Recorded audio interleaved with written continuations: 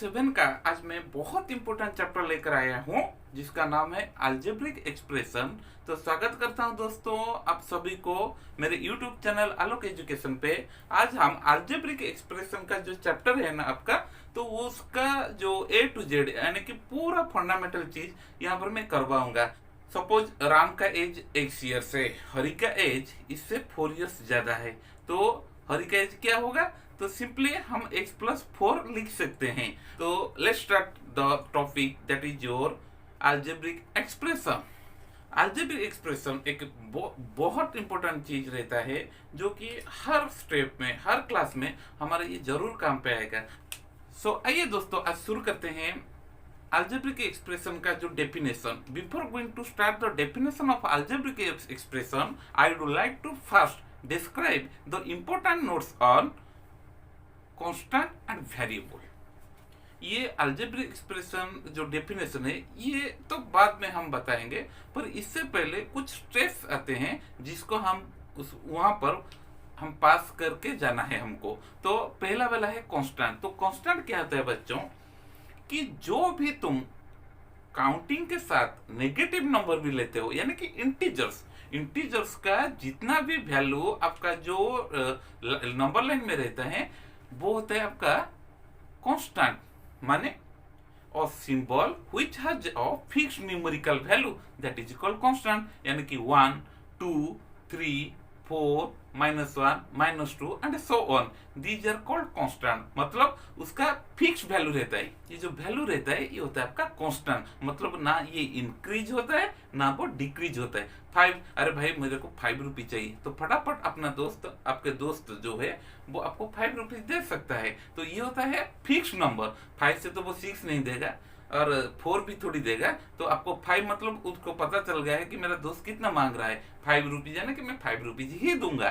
तो ये होता है आपका कांस्टेंट। वेरिएबल का जो डेफिनेशन है, वेरिएबल किसको बोलते हैं, वेरिएबल ये होता है कि a symbol which takes various numerical value. मतलब इसका जो एक्चुअल जो वैल्यू होता है वो किसी को पता नहीं है, उसको बोलते हैं वेरिएबल। किसी को पता नहीं मतलब ये वेरिएबल 5 हो सकता है, ये 6 हो सकता है, 7 भी हो सकता है, 8 भी हो सकता है। तो इसका जो फिक्स वैल्यू हमको पता नहीं चलता है, इसीलिए हम उसको वेरिएबल बोलते हैं। तो आइए शुरू करते हैं। ये जो कांस्टेंट और वेरिएबल ये दोनों में अंतर क्या है और उसका डेफिनेशन क्या है। Let's start on the definition part of both variable as well as constant. ठीक है, कांस्टेंट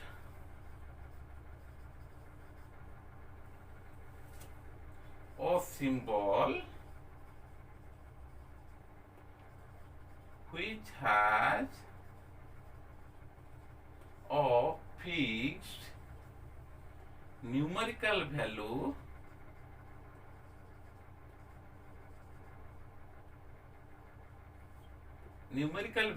is called constant.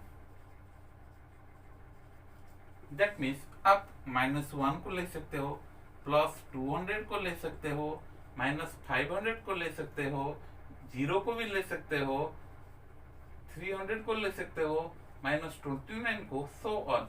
तो ये होता है आपका कांस्टेंट। की वेरिएबल किसको बोलते हैं, जो कि पहले मैंने बता दिया हूं। वेरिएबल क्या है, और symbol which takes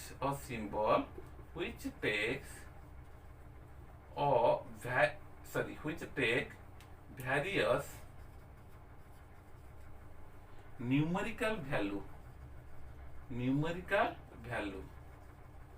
is called variable।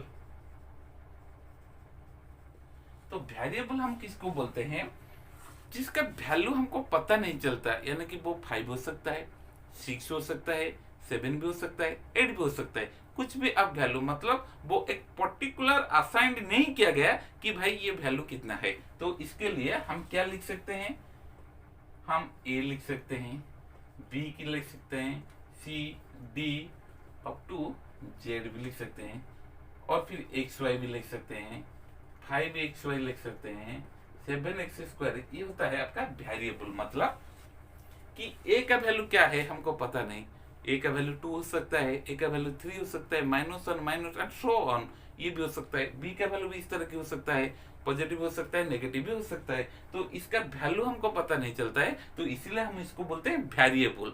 मतलब ये इंक्रीज हो सकता है कोई वैल्यू से, डिक्रीज। आप सपोज कि आप सोच रहे हो कि सर ए का वैल्यू 5 है, मैं बोलूँ 6 है, क्या सबूत है तुम्हारे पास कि आप बोल सकते हो कि ये ए का वैल्यू 5 है? और मेरे पास भी ऐसे भी क्या सबूत है, मैं बोल सकता हूँ ये 6 है। जिसका वैल्यू हमको पता नहीं चलता वो होता है वेरिएबल।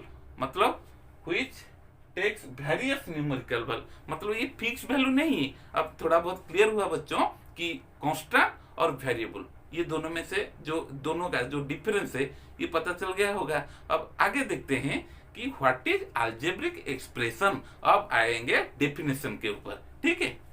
अब शुरू करते हैं दोस्तों कि अलजेब्रिक एक्सप्रेशन का जो डेफिनेशन है वो क्या है। अलजेब्रिक डेफिनेशन ये होता है कि अ combination of variable and a constant connected by 4 fundamental operations is called algebraic expression। मतलब ये एक कॉम्बिनेशन होता है किसका, वेरिएबल और कांस्टेंट का।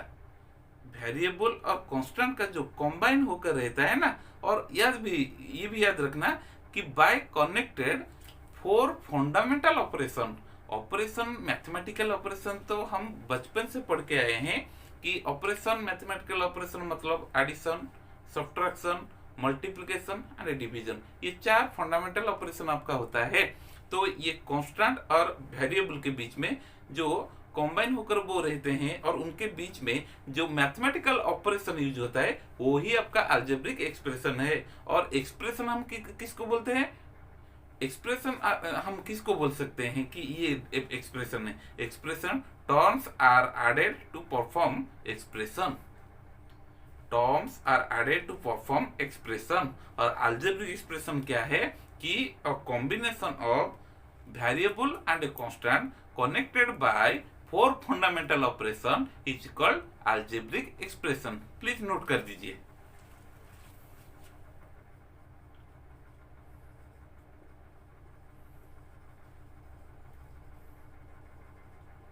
What is algebraic expression?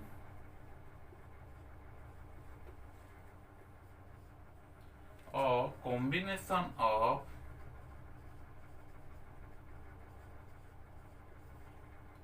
constant and variables connected by 4 fundamental operation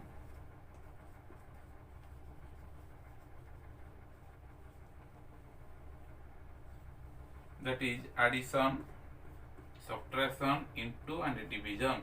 ये होता है आपका fundamental operation, is called algebraic expression.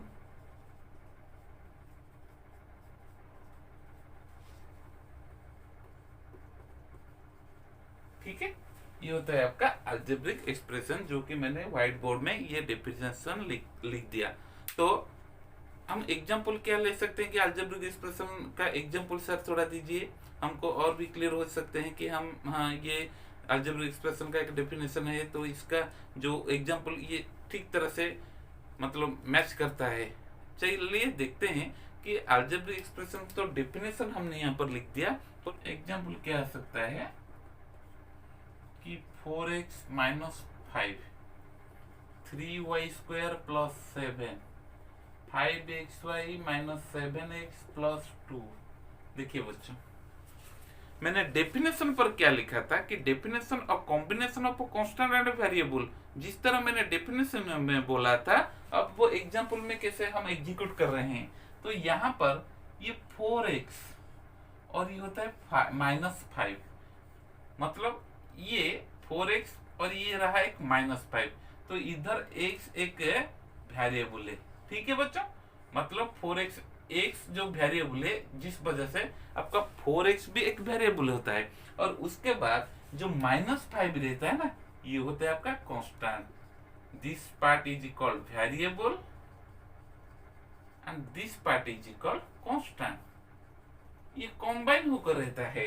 तो मैथमेटिकल ऑपरेशन हम यहाँ पर क्या कर सकते हैं, देखिए 4x यानी कि 4x का मतलब 4 इंटू एक्स और प्लस ऑफ -5, मतलब यहाँ पर इंटू रहता है, एडिशन रहता है, और ये -5 तो नेगेटिव सिंबल, तो यहाँ पर इंटू और प्लस, ठीक है।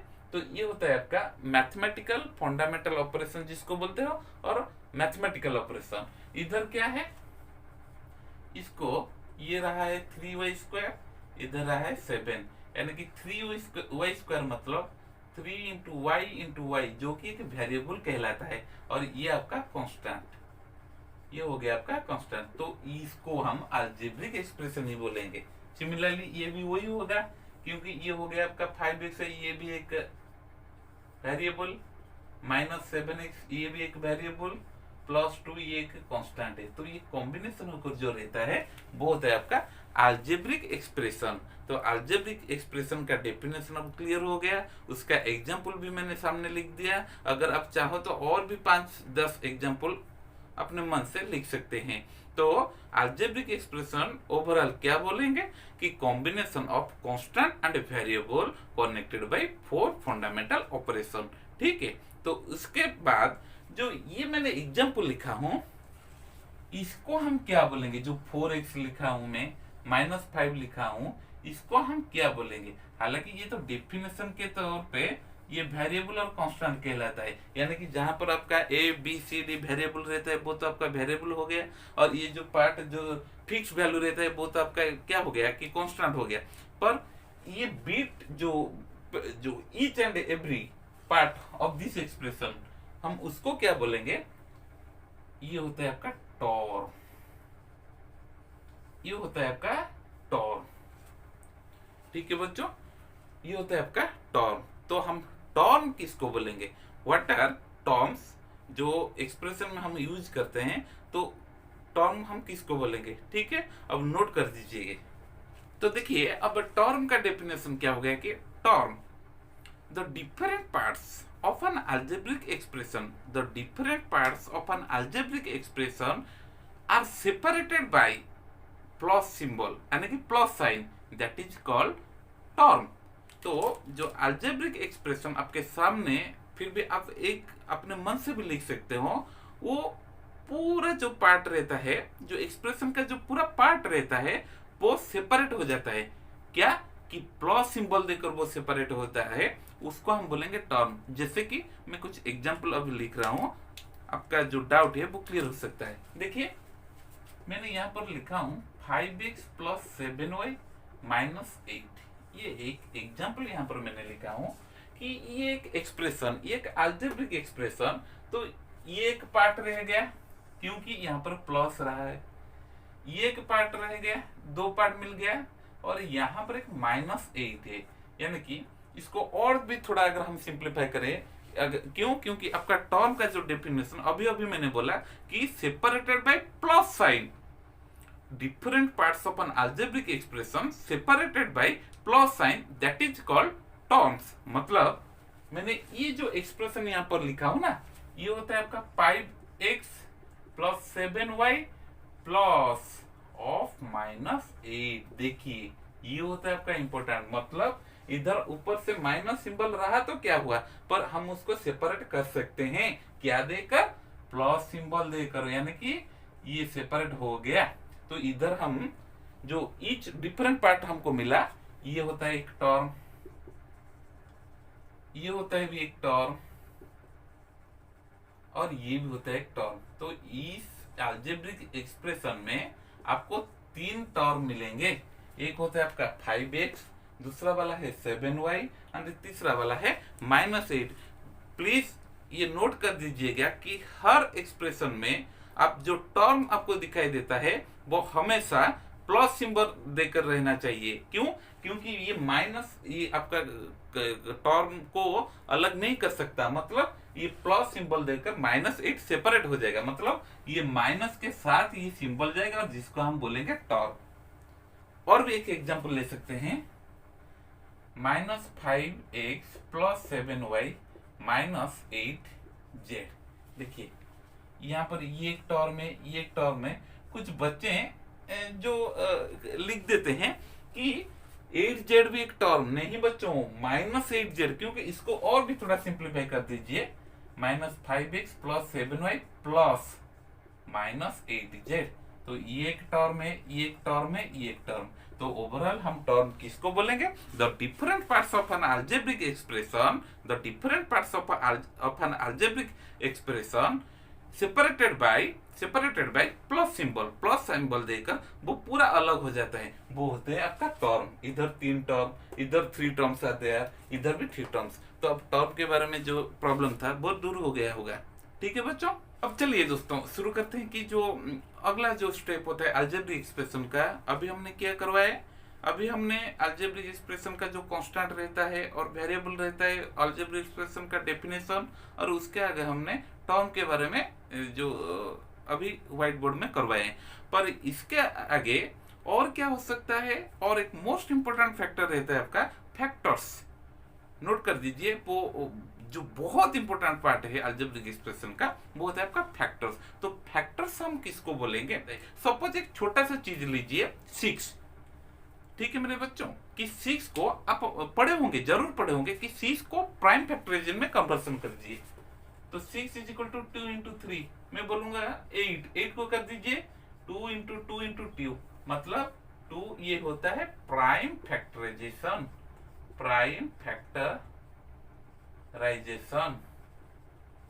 मतलब ये 2 और 3 ये दो 6 का फैक्टर है। 8 2 और 2, ये 2 भी 8 का फैक्टर है। इस तरह की टर्म में भी वो क्या होता है? फैक्टरेशन हो सकता है। तो factors in an algebraic concept में हम किसको बोल सकते हैं? Each term of an algebraic expression consists of a product of constant and variable, वो होता है आपका फैक्टर। ईच टर्म को हम फैक्टराइज करेंगे, यानी कि कांस्टेंट अलग रखेंगे, और जो ये होता है आपका जो वेरिएबल वो भी अलग रहता है, वो भी प्रोडक्टिव के केस में यानी कि इनटू देकर वो रखा जाएगा, वो होता है आपका फैक्टर्स। तो ये जो कांस्टेंट पार्ट को हम कांस्टेंट फैक्टर बोलेंगे, और जो वेरिएबल फैक्टर को हम लिटरल फैक्टर बोलेंगे। ठीक है, तो ये फैक्टर्स का डेफिनेशन आप नोट कर दीजिए, मैं लिख रहा हूं। What is factor?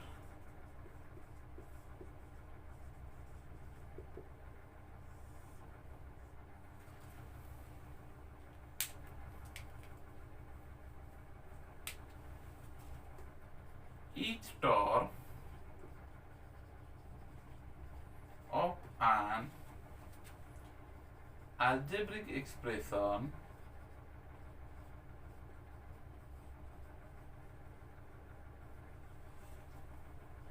consists of product of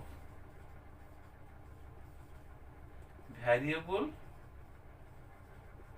and constant। ठीक है, तो each term of N algebraic expression, जैसे कि मैंने यहाँ पर पहले से जो एग्जांपल मैंने लिया था 5xy, यानी कि 5 × x × y, तो ये x y और ये जो 5 ये होता है आपका कांस्टेंट,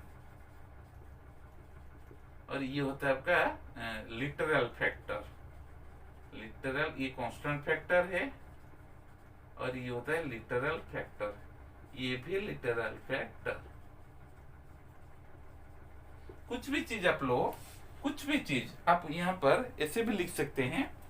सपोज मैं यहाँ पर और एक लिखना चाहता हूँ -12x²y, तो इसको हम कैसे करेंगे फैक्टराइज? मतलब फैक्टर केस में -12 × x का पावर इधर रहा है 2, यानी कि x को 2 बार मल्टीप्लाई किया गया, तो x × x × y, तो ये हो गया फैक्टर किसका? इसका।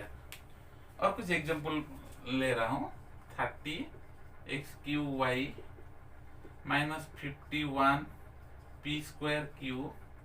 देखिए ये दोनों को मैं फैक्टराइज करूंगा, कैसे करूंगा? 30 × x × x × y, ये हो गया आपका 30x³ का फैक्टर्स। -51 × p × p × q, ये भी हो गया। ठीक है। अगर पूछेगा कि आपको प्राइम फैक्टराइजेशन में करना है कांस्टेंट को, तो आप 30 को भी प्राइम फैक्टराइजेशन के तौर पे ले सकते हैं। कैसे? 30, 2, 15, 3, 5, यानी कि इसको और भी थोड़ा सिंप्लीफाई प्राइम फैक्टराइजेशन में करने के लिए 2 into 3 into 5 into x into x into x into y. पर ध्यान रखना मेरे दोस्त कि माइनस भी उसके साथ जाएगा, ठीक है।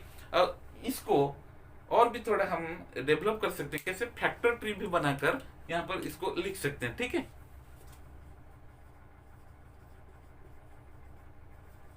फैक्टर ट्री तो इधर दिया है, सपोज 25x3y, 25x3y, इसको फैक्टर ट्री में कैसे करेंगे? देखिए, इसका मतलब क्या है? ये होता है आपका कांस्टेंट, ये होता है आपका वेरिएबल।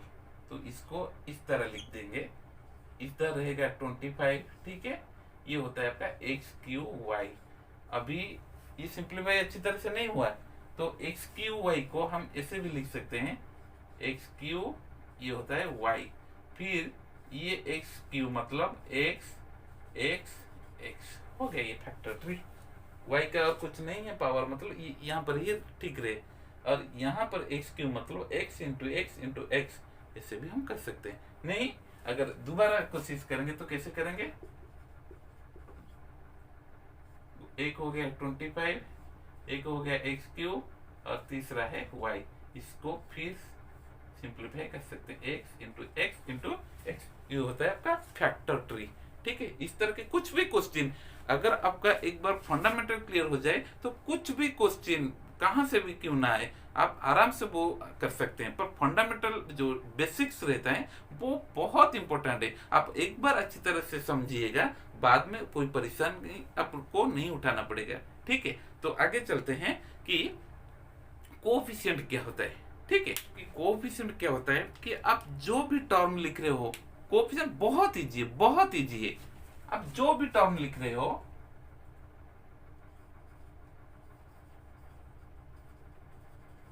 सपोज मैं यहां पर 5x² y लिख रहा हूं, ये एक टर्म होता है। मैं बोलूं कि y का कोएफिशिएंट क्या है, यहां पर मैंने क्वेश्चन ये दिया, what is the coefficient of y, that means ये y को छोड़ के और बाकी जो चीज यहां पर रहता है वो होता है आपका कोएफिशिएंट, यानी कि the coefficient of y is 5x²। Please ये चीज को आप दिमाग के अंदर प्लीज एंट्री कीजिए। क्यों? क्योंकि बहुत इंपॉर्टेंट पार्ट है। अगर मैं बोलूं x² का कोएफिशिएंट क्या है, कोएफिशिएंट ऑफ x², यानी कि इसको छोड़ के ये इसमें काउंट नहीं होगा। इसका जो हेल्प जो चीज रहते हैं, एक है 5, दूसरा वाला है y, यानी कि 5y। तो ये x² को छोड़ के 5 हो गया आपका कोएफिशिएंट। अगर मैं बोलूं -x, बहुत इंपॉर्टेंट पार्ट है, -x, ये भी ट्रिकी क्वेश्चन आ जाता है एग्जाम में, पूछा होगा कि इसका आपको लिटरल कोएफिशिएंट, सॉरी इसका कांस्टेंट कोएफिशिएंट आपको निकालना है। -x मतलब इधर x का coefficient,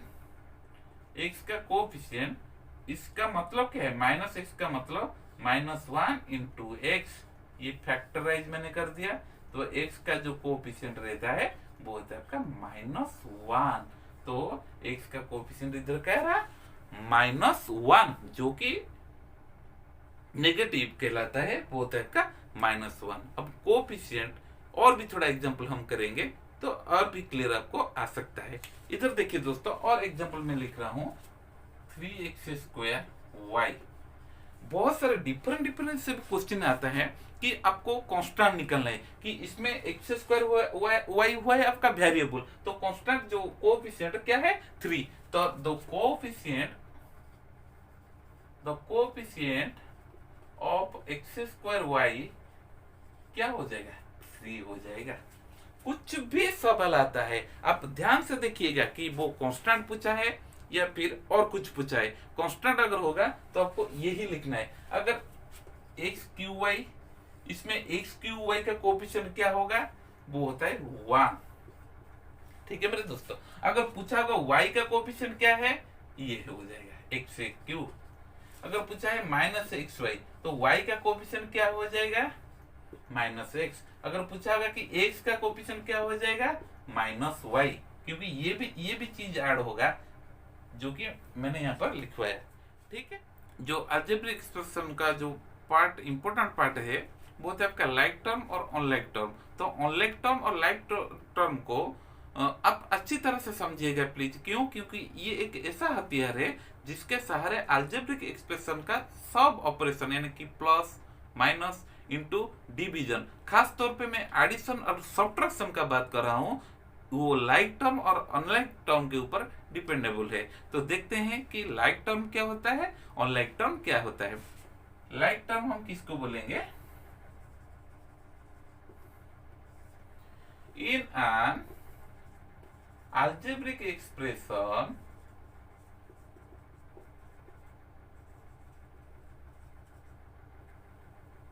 the terms which have same literal factors are called like terms। Sir थोड़ा क्लियर करवा दीजिए। हाँ यार हम भी करते हैं, आप कहीं भी नहीं जाइए। लाइक टर्म किसको हम बोलते हैं कि जो लिटरल फैक्टर, यानी कि मैंने फैक्टर का कॉन्सेप्ट में बोला था, फैक्टर किसको बोलते हैं, in an algebraic expression each term का जो पार्ट रहता है, each term consist of A product of a variable and a constant. जो पार्ट रहता है आपका फैक्टर में मैंने बताया था, वो कांस्टेंट को बोलते हैं आपका कांस्टेंट टर्म, और फैक्टर्स को बोलते हैं लिटरल फैक्टर, यानी कि constant factor and literal factors. ठीक है, तो इधर हम क्या करेंगे, तो in an algebraic expression the terms which have same literal factor, मैंने 5x माइनस 7x, इधर देखिए 5 इंटू एक्स, इधर भी देखिए माइनस 7 इंटू एक्स, तो ये तो हो गया आपका कांस्टेंट ना, पर लिटरल फैक्टर कौन है, x, इधर लिटरल फैक्टर कौन है, x, तो 5x and 7x are like terms.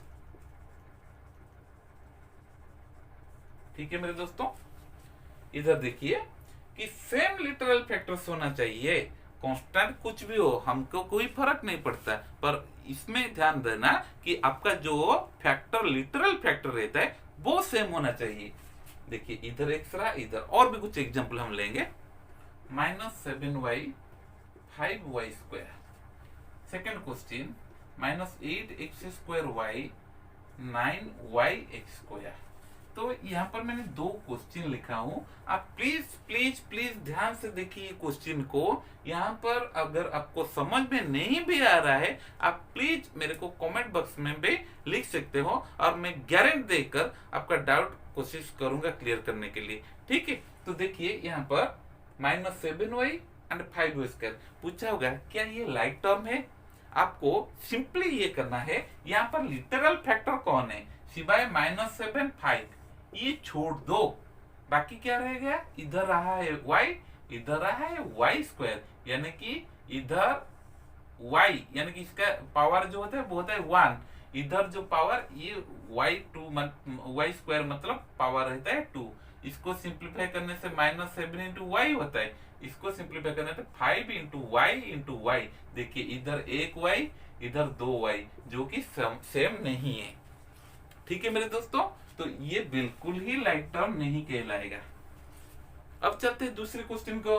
दूसरा क्वेश्चन ऐसा दिया, आप प्लीज इसको फैक्टराइज कर दीजिएगा, x into x into y, 9 into y into x into x. देखिए इधर कितना x रहा है, 2x, इधर भी 2x, इधर कितना एक y, इधर एक y, और इधर भी एक y। तो ये डेफिनेटली लाइक टर्म है। और कुछ लाइक टर्म के बारे में एग्जांपल मैं लिखना चाहता हूं।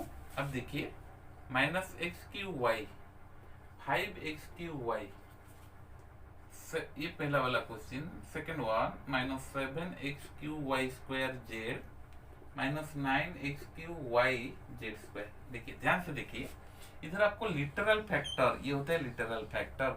इसका जो और जो कांस्टेंट कुछ नहीं मतलब 1 हमेशा याद में रखना चाहिए।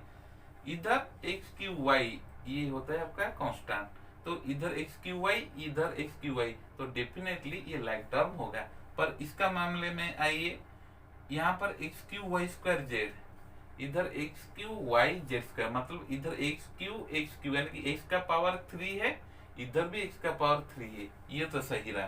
पर वाई केस में इधर उसका पावर 2 है, इधर इसका पावर कुछ नहीं मतलब 1 है, जो कि ये लिटरल फैक्टर सेम नहीं है, जिस वजह से इसको अनलाइक टर्म कहा जाता है। अब चलिए अनलाइक टर्म में यहाँ पर लिख रहा हूं, unlike terms.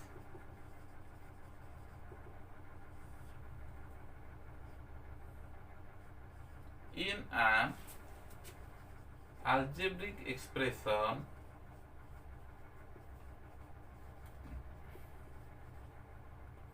the terms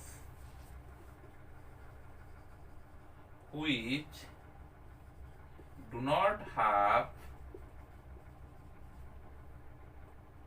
same literal factor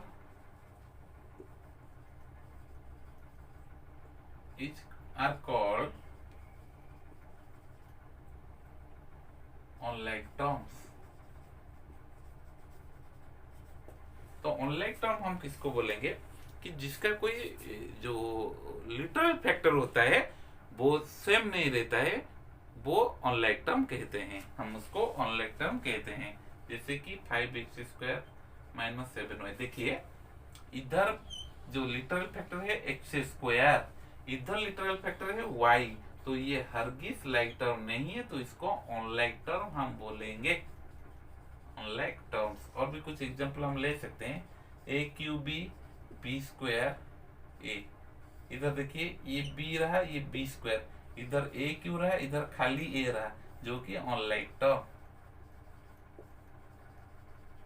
ठीक है मेरे दोस्तों, तो फिर चलिए दोस्तों, आज हमने क्या किया कि अलजेब्रिक एक्सप्रेशन का जो फंडामेंटल थिंग्स है वो मैंने करवा दिया। तो पहला वाला था आपका वेरिएबल क्या होता है, कांस्टेंट क्या होता है, अलजेब्रिक एक्सप्रेशन का भी डेफिनेशन मैंने लिखवा दिया, और उसके आगे जो फैक्टर्स रहता है, कोफिशिएंट रहता है, लाइक टर्म्स रहता है और अनलाइक टर्म्स रहता है, ये सब मैंने करवा दिया। अब उसके आगे जो पार्ट रहता है वो होता है आपका various types of algebraic expression. देखिए various types of algebraic expression, various types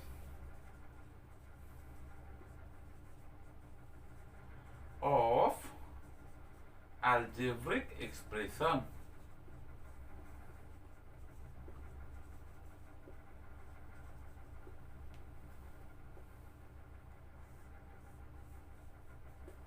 मतलब अलजेब्रिक एक्सप्रेशन कितने तरह की होता है दोस्तों। हम जो लाइक टर्म और अनलाइक टर्म के बारे में अभी पढ़े हुए हैं, वो बहुत इंपॉर्टेंट फैक्टर रहता है जब आप एडिशन या फिर सब्ट्रैक्शन कर रहे हो ना, वो लाइक टर्म और अनलाइक टर्म आपको हमेशा मदद करेगा।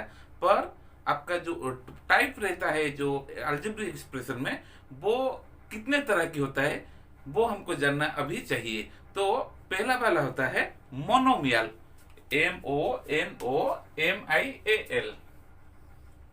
मोनोमियल। मोनोमियल किसको बोलते हैं, an expression which contains only one term that is called monomial। मतलब एक एक्सप्रेशन में जहां पे आपको एक ही टर्म दिखाई देगा वो होगा आपका मोनोमियल। मतलब an expression which contains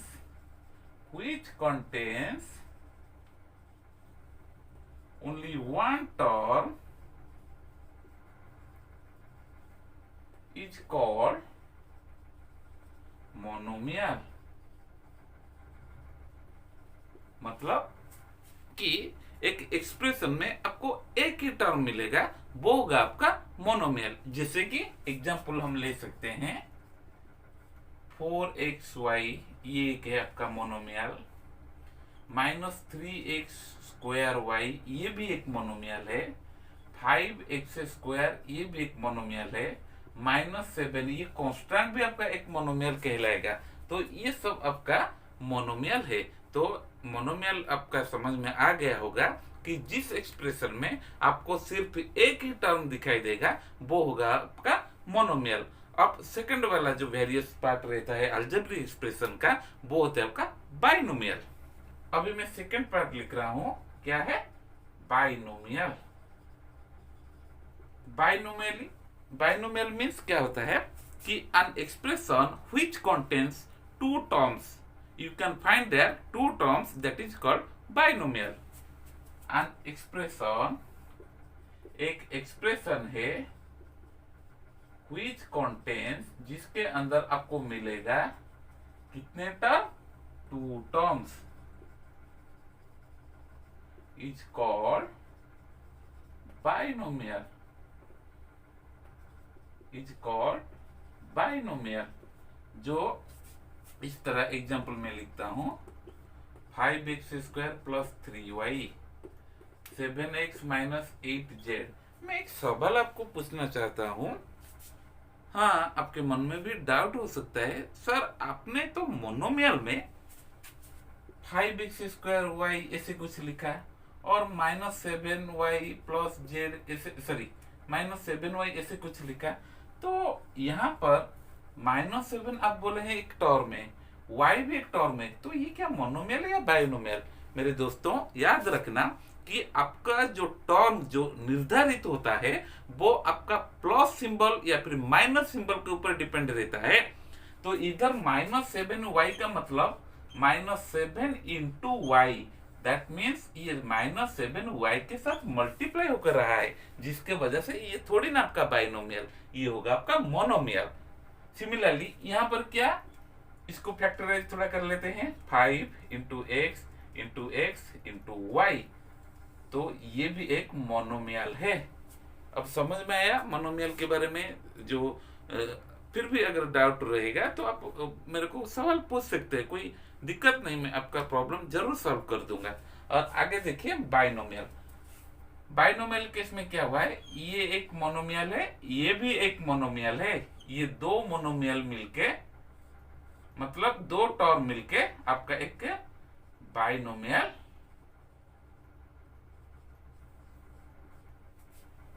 मिलता है। तो बाइनोमियल हम किसको बोलेंगे?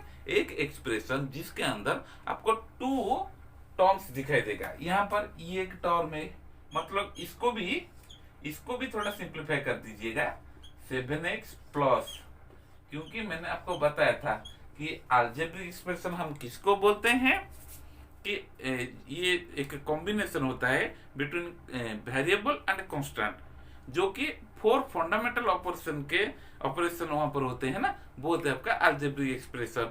तो यहाँ पर हमको इधर एक ही टर्म मिला, ये भी टर्म मिला, that means the different parts of N algebraic expression is separated by plus sign. मतलब इधर प्लस साइन मैंने दे दिया तो ये एक टर्म हो गया, ये भी एक टर्म हो गया। तो यहाँ पर ये आपका 7x एक टर्म और -8z, याद रखना ये माइनस भी उसके साथ कैलकुलेट होगा, तो ये 2 टर्म्स, यानी कि ये एक बाइनोमियल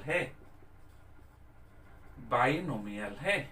मतलब इधर 2 टर्म रहा है, इधर भी 2 टर्म रहा है, तो ये होता है आपका बाइनोमियल। और उसके आगे देखेंगे ट्राइनोमियल क्या है। ट्राइनोमियल अब किसको बोलेंगे? बहुत सिंपल है, जैसे कि मोनोमियल में एक टर्म, बाइनोमियल में 2 टर्म, से ही ट्राई मतलब 3।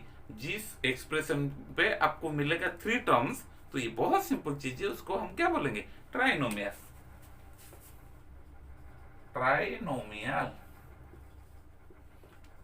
an expression which contains 3 terms is called trinomial. जहां पर आपको 3 टर्म दिखाई देगा, जैसे कि 3x² + 5x + 7, ये एक टर्म है, ये एक टर्म है, ये एक टर्म है। पर मेरे दोस्तों एक बात मैं जो बोलना भूल गया हूं कि वो चीज होता है, आप बाइनोमियल कॉन्सेप्ट में आप हमेशा जैसे कि 5x² प्लस 7x², ये हरगिज से आपका बाइनोमियल नहीं होगा। क्यों? क्योंकि यहाँ पर जैसे कि देख लीजिए 5x² प्लस 7x²। आप मेरे को ये भी सवाल पूछ सकते हो कि सर यहाँ पर आपने तो 2 टर्म लिख दिए, पर ये तो बाइनोमियल होगा पक्का? नहीं बच्चों, यहाँ पर लिटरल फैक्टर के ऊपर कंसंट्रेट करो, यानी कि वेरिएबल के ऊपर।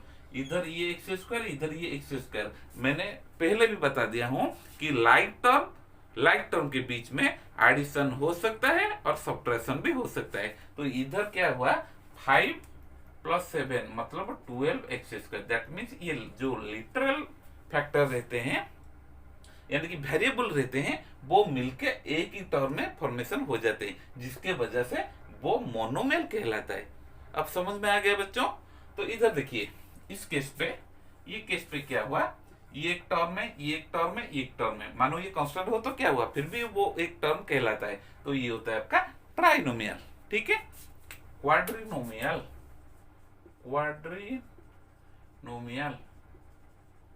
जैसे कि आप ज्योमेट्री में पढ़े होंगे कि क्वाड्रिलेटरल मतलब फोर साइड्स जो एक close figure is bounded by 4 line segments is called quadrilateral. इसे भी यहां पर हम क्या करेंगे, क्वाड्रिनोमियल का मतलब क्या है, an expression which contains 4 terms is called quadrinomial. मतलब एक एक्सप्रेशन है जिसके ऊपर आपको मिलेगा 4 टर्म्स, वो होता है आपका क्वाड्रिनोमियल। एग्जाम्पल आप खुद भी ले सकते हो, 3x² minus 9y plus 7 minus 5p। ये एक है आपका टर्म, ये भी एक आपका टर्म, ये भी टर्म, ये भी टर्म। तो यहाँ पर 4 terms are here, therefore it is called quadrinomial. ठीक है, ये होता है आपका क्वाड्रिनोमियल। आप खुद भी ले सकते हो, पर याद रखना बच्चों कि जहां पर आपको 4 टर्म ही मिलेगा वो होगा आपका क्वाड्रिनोमियल। अब देखेंगे ये मोनोमियल को छोड़ के और बाकी जो पार्ट मैंने अभी डिस्कस किया, एक रहा आपका बाइनोमियल, ट्राइनोमियल, क्वाड्रिनोमियल, इसको हम बोलते हैं पॉलिनोमियल। पॉली का मतलब होता है many terms are perform polynomial. मतलब एक एक्सप्रेशन में जहां पर आपका 2 और 2 से भी ज्यादा टर्म दिखाई देता है वो होगा आपका पॉलिनोमियल। तो बाइनोमियल को हम पॉलिनोमियल बोल सकते हैं, ट्राइनोमियल को भी पॉलिनोमियल बोल सकते हैं, क्वाड्रिनोमियल को पॉलिनोमियल बोल सकते हैं। पर याद रखना 2 या और फिर 2 से ज्यादा अगर कोई भी एक्सप्रेशन में आपका दिखाई देगा वो होगा आपका पॉलिनोमियल। तो पॉलिनोमियल का डेफिनेशन क्या है, polynomial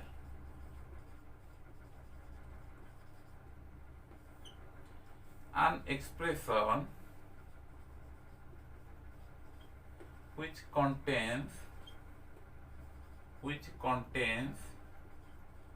2 or more terms is called